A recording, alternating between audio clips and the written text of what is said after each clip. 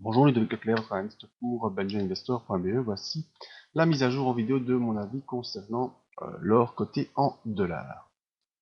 Avis qui sera émis pour la semaine du 13 juillet 2015 en collaboration avec FXM sur une plateforme MetaTrader 4. L'information habituelle sur les risques, le marché comporte des risques de perte et n'est pas fait pour tous les profils d'investisseurs. En effet, c'est à vous d'évaluer vos propres risques. Je ne suis pas là pour vous conseiller dans vos opérations, mais simplement ce que je vous conseille c'est d'utiliser les comptes DMO disponibles chez FXM et entraîner à utiliser des stratégies. Ma stratégie à moi, c'est l'analyse d'impulsion, analyse que j'utilise déjà depuis plusieurs années, et analyse que je peux également vous enseigner afin de l'utiliser sur le marché financier.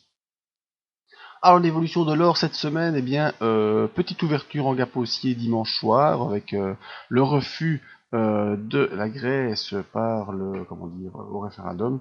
Eh bien, on pensait que il fallait donc, par effet, sur les monnaies et sur l'euro, eh bien, l'or est bien monté. Ensuite, lundi, mardi, on est fortement descendu. On a fait un nouveau point bas en dessous des 1170 $. On a rejoint pardon, la zone support que je vous avais indiquée à 1148 $ à deux reprises. Donc mardi, mercredi, on a travaillé cette zone. Et puis mercredi, on a commencé à remonter doucement. Jeudi, on a déjà testé une nouvelle fois le haut de la fourchette de Andrews, qui a été rejeté en dessous de la M7. Et vendredi, on clôture une nouvelle fois proche de la fourchette de Andrews et en dessous de la M7. Donc il y a ici vraiment une zone d'hésitation. Tout comme ce fut le cas quand on a touché la fourchette de Andrews ici, quand on a touché la fourchette de Andrews ici, on a été rejeté à deux reprises. Donc il faudra surveiller lundi à l'ouverture si on est rejeté ou pas, ou si on peut franchir en clôture cette fourchette de Andrews et également la M7, ce qui nous permettra d'espérer rejoindre la zone entre les 1170 et la M20.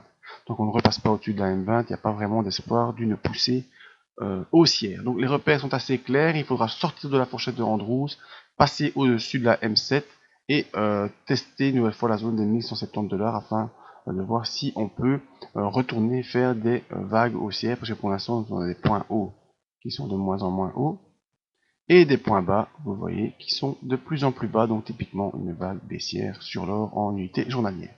L'indicateur bien suit forcément cette mouvance, hein, on est sous le signal et le MACD sous zéro et on poursuit à la baisse.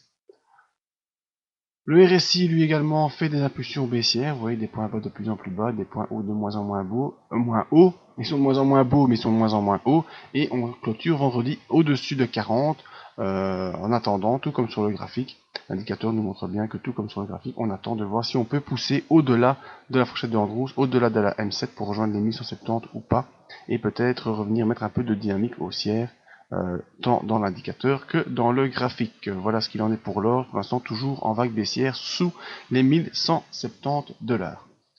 Si vous voulez faire du trading intraday ou si vous voulez suivre un peu l'évolution de ce scénario baissier, eh bien je vous invite à nous rejoindre sur le site ou via les réseaux sociaux parce qu'on aura une session live mardi matin. Donc les liens de connexion seront disponibles sur les réseaux sociaux, mais le plus important, si vous voulez vraiment pas rater ça, c'est venir sur le site belgianinvestor.be, venir en bas de page, vous inscrire à la mailing list et vous recevrez dans votre boîte mail toutes les informations, toutes les analyses, tous mes avis, et également les liens de connexion pour la séance live de mardi matin. Merci à tous, à bientôt.